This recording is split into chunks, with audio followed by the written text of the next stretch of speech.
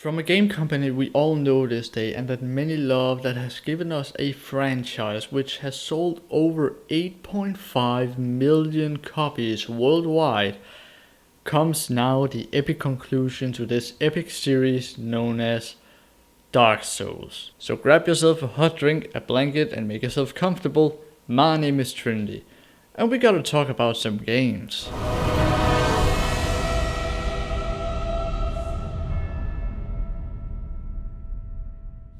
Bandai Namco, in a small IGN news article, says, "We are blessed to have such a supportive and loving community, and we are happy to dedicate this final episode to them." And I'm fine with that. Miyazaki Hidetaka, the game director of the Souls series and Bloodborne, tells us in an article on IGN that this last game, that Dark Souls 3, will be a turning point for the series.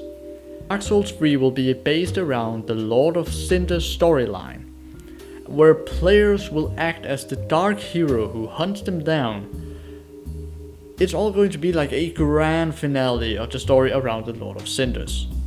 The original Dark Souls was about killing gods. The third one would in its basic plot instead be about the kings that succeeded the power of those gods. And that sounds naturally pretty interesting. So, once again, it's coming to a conclusion. It's just the next step in the chapter of what we already know. But one thing that we do find is that in a GameSpot article, we get an insight onto what Dark Souls 3 is going to be, based on not only the gameplay video leaked at Gamescom, but also the demo itself that they tried later.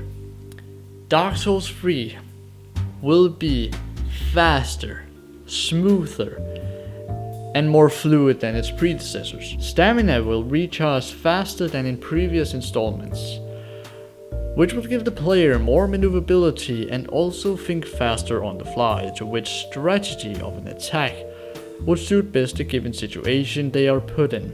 Character builds to the way you as the player like is back. Don't worry about that. But what it seems like is you can have just as much fun as in the last games, whereas in Bloodborne you could mostly stick with only certain characteristics were built at the game, which were offered in its weapons and characters. Dark Souls 3 will, in terms of mechanics, not only looking with the stamina recharge, it will have implemented the limit on resources that Bloodborne had, which will add extra to the gameplay strategy. In addition, the game will feature the same mechanics from Bloodborne, where certain items will give you certain effects. One thing though that people noticed that I also noticed in the gameplay video leaked at Gamescom was that it seemed more faster. That you're not as fast as you are in Bloodborne, which the producer Brandon Williams, he does go in to say that one thing that people are already noticing is the faster speed at which combat and action in Dark Souls 3 moves. It's a bit faster than previous Dark Souls games, but not as fast as Bloodborne. I'd say it's just right. And I agree with him. But one thing that we got to know was a completely new game feature. And this new game feature in the game that has never been there before is called Arts. Now, Arts is like the trick weapon transformation in Bloodborne. Arts abilities lets the player explore alternate attacks without switching items. For instance, if you're using a longsword, you can add 2 more attacks to your moveset. One could be a wide swipe, while the second one could be a more powerful strike. that propels you forward with a heavy thrust. These arts are limited to 20 uses between bonfires, so conserving them for tougher enemies is valuable to survive. Question is though, since the article was going from the demo experience, it's good to wonder if it's possible to keep the arts when you respawn at a bonfire, after being killed in combat of course. However, it does seem like you can branch out in different ways to go about how you will deal with the enemies and bosses you encounter on your journey. Say you meet a mini boss after you've been the second boss in the game, and he needs a different kind of move set you can use with the same sword that will be easier to kill him, where you're just using the same sword, but you gotta go in and use a different kind of moveset than you did before. It adds more strategy to the game, which is just great. The game seems to have more tight controls and more to do than in previous games. And in all, when looking at the video and the gameplay footage, it just feels like a huge combination of not only Dark Souls 1 but Dark Souls 2 as well, with the whole Soul series feeling about it. But there's also been injected a little of Bloodborne in, just to spice it up a little bit. An article from Kotaku goes into how different it is to use the shield this time around, especially in this game than you could before.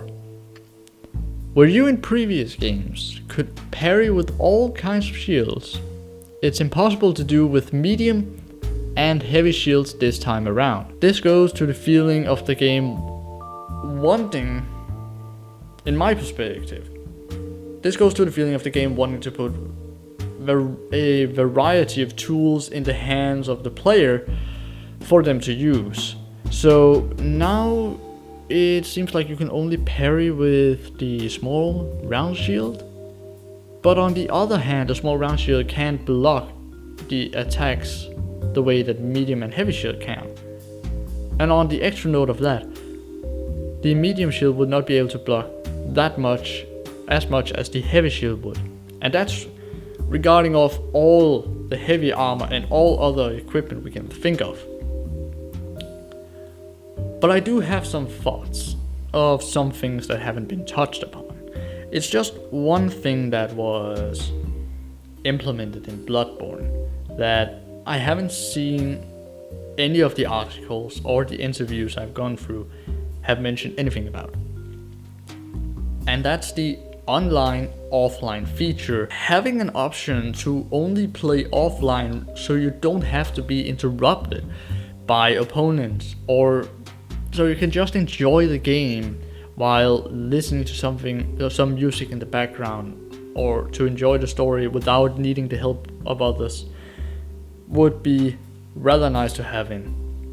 They can go with the route of making it online only, and if you want to play offline, you gotta turn off your internet.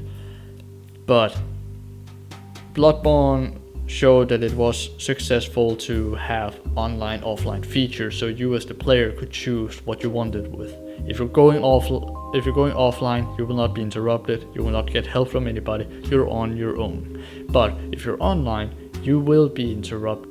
Although there is one thing I'm gonna point out, and that is the visual design.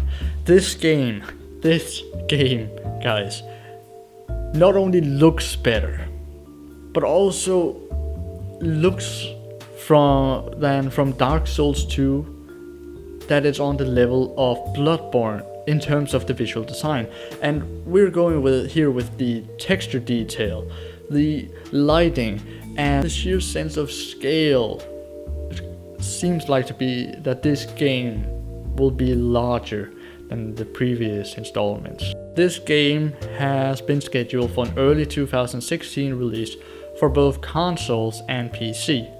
But with that all rounded up, I'm interested in hearing what you guys think about it. Do you think all these news are actually a good thing of all the features that are being implemented in the game? Or do you think that From Software is going down a path that will lead them astray? Leave your comments down below and let's just talk about it. But with that said, thank you guys so very much for watching. Do stay tuned for more. Stay cozy and have a nice day. See ya.